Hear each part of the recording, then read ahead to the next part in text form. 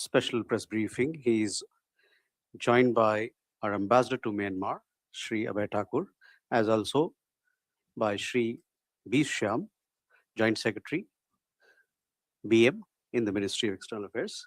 With that, I hand over the floor to Foreign Secretary for his initial remarks. Sir. Thank you, Randir. Thank you all for joining this afternoon. I'm sorry for the delay, but the talks went on for slightly longer than scheduled.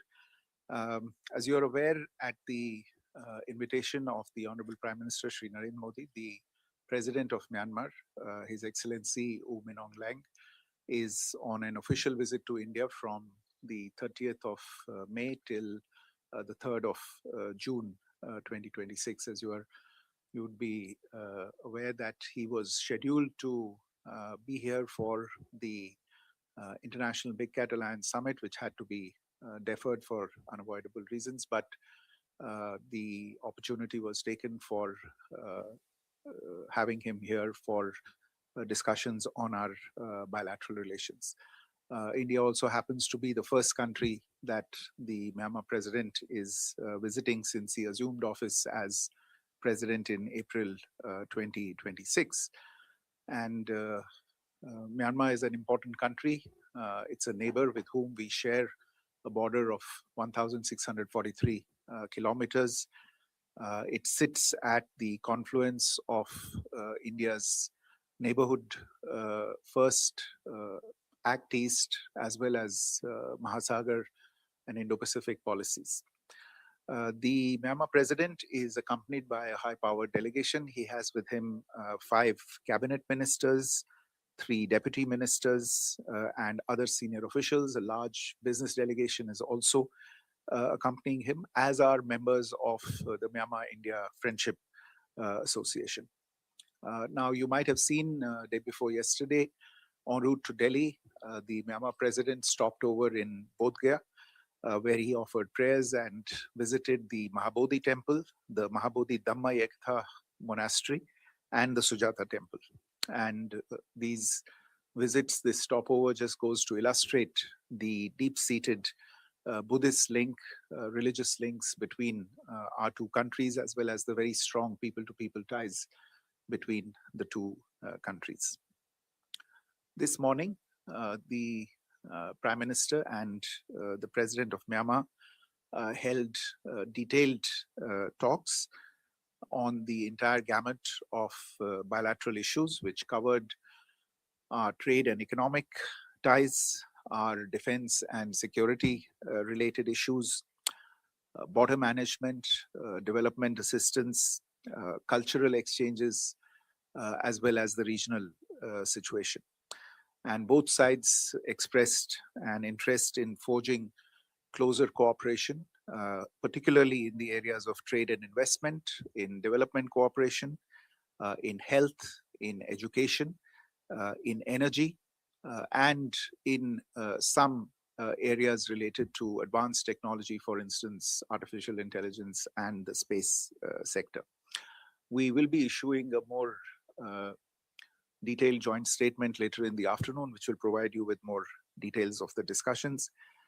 Both sides underlined the importance of connectivity for people-to-people contacts and agreed to work as quickly as possible towards the completion of the Kaladan multimodal transit transport project, as well as the Kalewa Yaji segment of the India-Myanmar-Thailand trilateral highway.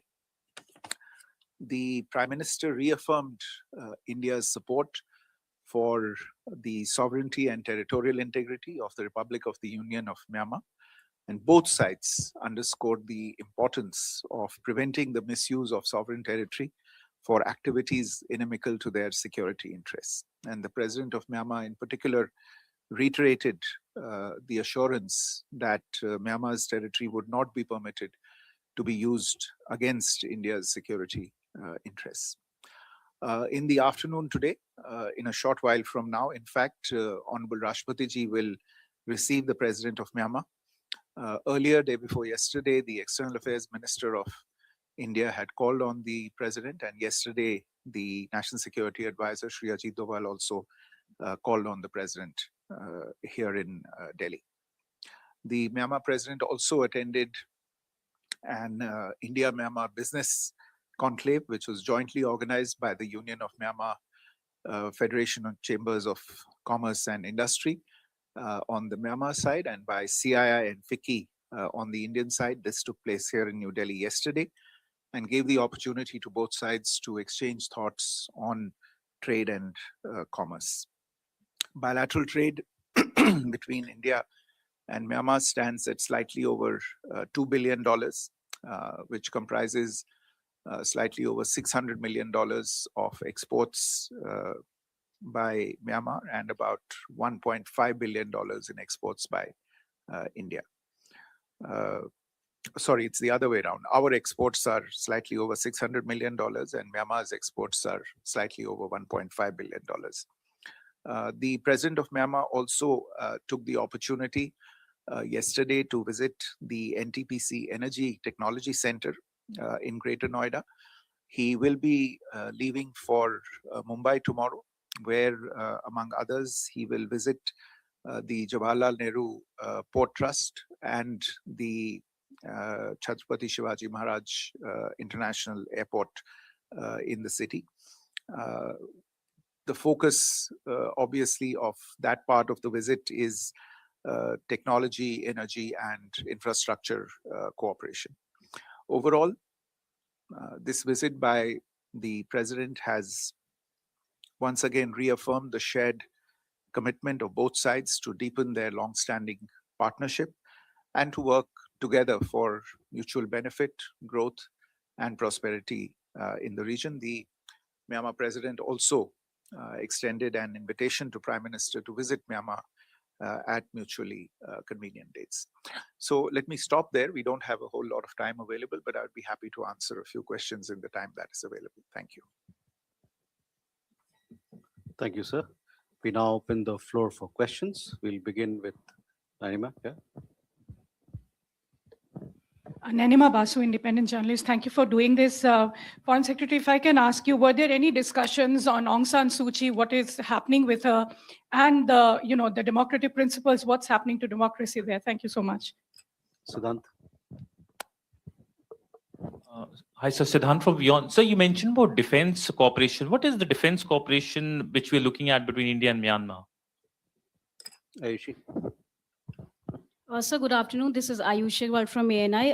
So was there any discussion on enhancing economic cooperation in critical minerals and rare earths, like India exploring access to Myanmar's rare earth resources? And second, sir, did cyber scam networks and trafficking of Indian nationals feature in the talks between the two leaders? And has India sought stronger cooperation from Myanmar to crack down on such operations? Thank you. Mm-hmm. Shruti, you had a question? Yeah, please. Sir, you just spoke about the Kaladan multi project and also the trilateral highway. If you could give us an understanding where it is and what kind of promises or assurances Myanmar has extended, because these projects are stalled, that is what we understand. Keshav, you have a question? Please. Thank you, Foreign Secretary. Keshav Padmanabhan from The Print. Just wanted to, were there any discussions on the internal security situation in Myanmar and what has sort of India reiterated? I know in the past it has supported a Myanmar-led solution. So what was sort of the discussions between the two leaders on the current situation in the country? So we can take these questions. Okay. Nanima, your question related to Aung San Suu Kyi. Let me say that the Prime Minister did raise this matter with the President, and this was a discussion that was largely in the context of the peace process that is or has been underway in Myanmar for quite some time. The effort to bring in all the ethnic groups onto the same platform and find a way forward within a united Myanmar. This is something that you're aware has been going on for a long period of time. There isn't yet final agreement between all stakeholders.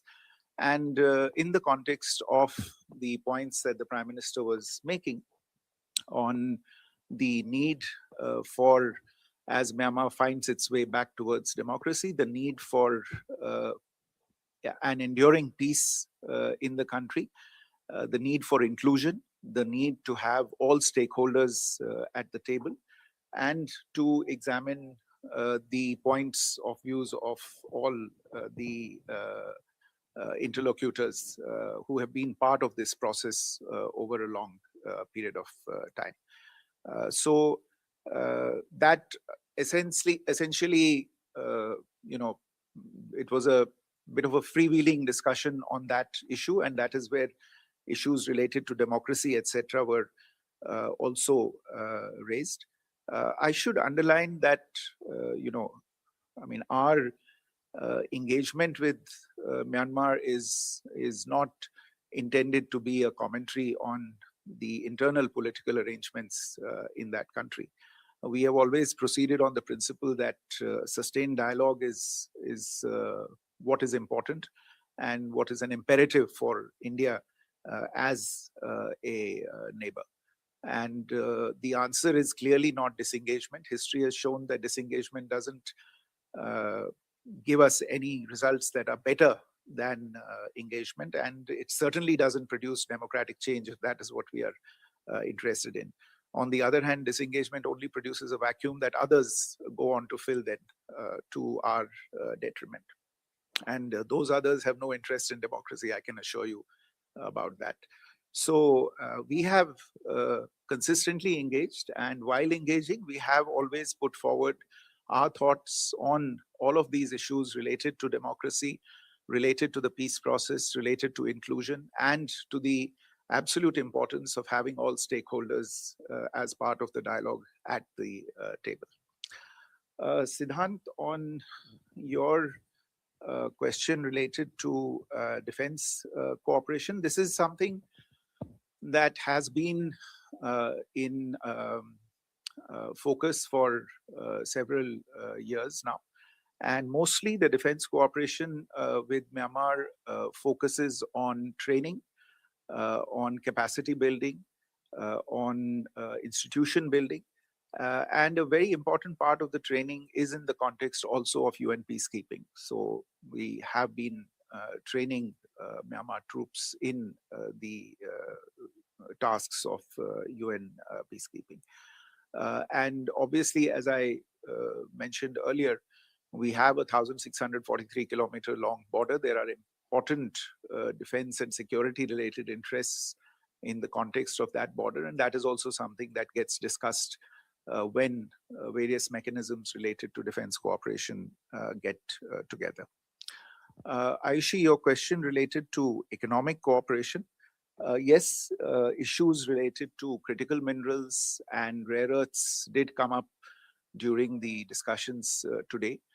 This is something that has been a subject of bilateral discussions for some time.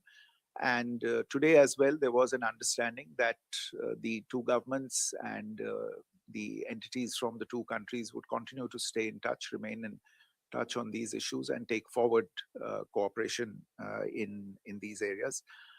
Your point related to cyber scams is a topical one. This is something on which we have been cooperating with Myanmar over a period of time. If my memory serves me right, over the course of the last year and a half, we have been able to repatriate over 2,200 Indian citizens from cyber scam compounds in Myanmar, especially in the bordering regions in southeast Myanmar. As of now, from the latest counts, we have possibly slightly over 150 odd Indian citizens that we know of, about whom we have reports, who are still stuck in some of these cyber scam compounds. And we are trying to, we are in discussions with yes, I've just been told that the number repatriated is over 2,400. So 2,411 people have been repatriated. So we are in touch with the Myanmar government to try and repatriate the remaining people as well. And it's important to note that, while the Indian nationals remain trapped there, they are usually trafficked there through a third country. And that just underlines the need for not just more bilateral cooperation related to this issue, which is also a security issue between the two countries, but also underlines the need for greater regional cooperation on this matter in this particular region. So this was raised today as well, and we have raised it in several other bilateral forums between the two countries. There was, Shruti, your question on the two significant connectivity related projects that we have, the Kaladan multimodal transit transport project and the India-Myanmar-Thailand trilateral highway project. You're right, these projects have been underway for several years, and they have been delayed in most cases, and certainly right now the obstacle that faces both of these projects is the security situation in Myanmar. The Kaladan highway is in an area where there are active hostilities going on right now between the Myanmar army and the ethnic armies in Rakhine state, whereas the section of the trilateral highway where work was underway and has gone on in fits and starts in recent years as well, is again in an area where ethnic armed groups and the PDFs are quite active and in engaging in hostilities with the Myanmar army. So obviously in these circumstances, it's a little difficult to meet preset targets and dates. Nevertheless, we have continued to engage with the Myanmar authorities, and wherever there has been a possibility to take forward the work by utilizing either lulls in fighting or by securing, making sure that the security of the workers, of the teams of workers, is not going to be impacted, we have been able to move forward. But this is something that remains a major priority. It was raised by Prime Minister today with the President, and the President once again gave his assurance that Myanmar would do everything to ensure that these projects moved forward towards completion.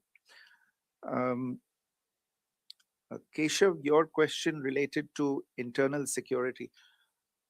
Well, one aspect of internal security is obviously what I have referred to just now in answer to several questions, which is the fighting that is going on in different parts of the country, especially around the peripheries between the military and the ethnic armed groups.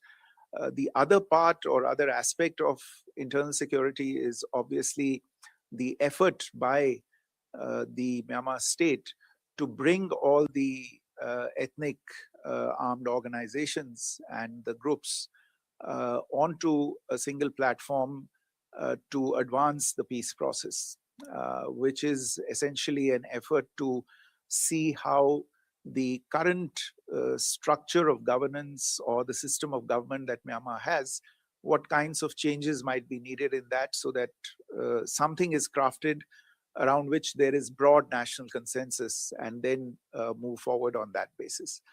And this is something in which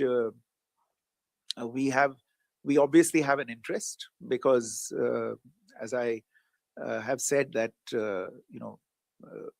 stability and peace in Myanmar is obviously a major interest for India, not just for the security of the Northeast and the safety and security of people living along the 1,643 kilometer long border that we have with them, but also for our interests such as connectivity to Southeast Asia. And obviously security and stability in Myanmar is also important for the coherence of ASEAN as a whole as well, because Myanmar is an important and large country within the ASEAN framework as well. So these security related matters are obviously very important for us. Apart from that, of course, there is the very important question of the activities of Indian insurgent groups in Myanmar close to our borders. And this is something again that the Prime Minister raised with the President, and the President once again reiterated his assurance that Myanmar was sensitive to these concerns, and again would do everything necessary to ensure that that there was action against these, and these did not become a cause of threat against the security of India. So the coda to your question about a Myanmar-led solution is essentially in the context of the peace process. We have always believed that eventually the difficulties that face Myanmar will have to be sorted out by the people of Myanmar talking amongst themselves. This will have to be a Myanmar-led solution and a Myanmar-owned solution. So I don't think from the outside anybody has any ready-made solutions to offer Myanmar. Yes, we can offer experiences, we can share experiences, and as a matter of fact, that is what India has done and been doing consistently over several years. Even as Myanmar or authorities in Myanmar have sought to learn more about the system of constitutional governance or federalism as a form of governance, they obviously look next door at India and see an example worth following or emulating. And in this context, our embassy in Myanmar and the Ministry of External Affairs have been cooperating with authorities in Myanmar to organize workshops and seminars where there is extensive discussion on India's nearly 8-decade-long experience of constitutional governance, of federalism. And I do believe that these are seen as very, very valuable lessons by our friends in Myanmar. I think so we can take last two questions, sir. One from here. Neeraj. Sir नमस्कार, मैं नीरज दुबे प्रभा साक्षी से। Sir जो Myanmar के सशस्त्र समूह हैं उन पर आरोप लगते रहे हैं कि वो नॉर्थ ईस्ट में आकर अशांति फैलाते हैं, खासकर एक क्षेत्र में। तो क्या आज द्विपक्षीय वार्ता के दौरान इस मुद्दे पर कोई बातचीत हुई? इसके अलावा सर बड़ी संख्या में जब वहाँ पे तख्ता पलट हुआ था, वहाँ से बड़ी संख्या में लोग आकर मिजोरम में रह रहे हैं, तो क्या उनकी वापसी के मुद्दे पर भी कोई चर्चा हुई है? मधु। सर मधुरेंद्र, मैं न्यूज़ नेशन से। रोहिंग्याओं के मुद्दे पर आपने बताया कि बातचीत हुई है, तो मैं जानना चाहता हूं सर कि क्या उनको रिपेट्रिएट करने के लिए कोई प्लान जो है उसको बनाया गया है, और वो प्लान क्या होगा, कैसे उसको इम्प्लीमेंट किया जाएगा, क्योंकि पूरे देश भर में अलग-अलग जगहों पर उनका फैलाव देखा गया है। और दूसरा सवाल जो इन्होंने पूछा कि जो मिजोरम में जो डेमोग्राफ चेंज हो रहा है पूरी तरह से देखा जा रहा है, खासतौर पे जो रिफ्यूजीज वहाँ पर भारी पैमाने पर आए हैं, तो उसको लेकर भी क्या बातचीत हुई? और आपने एक और चीज़ कालादान प्रोजेक्ट के बारे में भी बताया, तो मैं जानना चाहूँगा कि चूँकि ये प्रोजेक्ट 2002 से चल रहा है और आपने बताया कि रखाइन स्टेट में जिस तरह के वॉर चल रहे हैं उसके कारण इस पर काफ़ी इम्पैक्ट है। तो क्या हम किसी डेडलाइन को क्रिएट करने की स्थिति में भी हैं कि कब तक ये पूरा हो पाए? Last question. Vineet Dikshit from News Gate. मेरा कि जो 1600 किलोमीटर की जो बाउंड्री है उस पे हम लोगों ने फ्री मूवमेंट रिजीम बंद कर दिया है। वहाँ पर जितने भी फेंसिंग हो रही है छोटे छोटे पैमाने पे, खासकर मणिपुर में, नतीजे बहुत अच्छे आए हैं। क्या म्यांमार की तरफ से कोई प्रोटेस्ट नोट हुआ कि ये आप ना करें, क्योंकि सबसे ज़्यादा उनको तकलीफ हो रही है हमारे इस प्रोजेक्ट से? Sir, we can take these questions.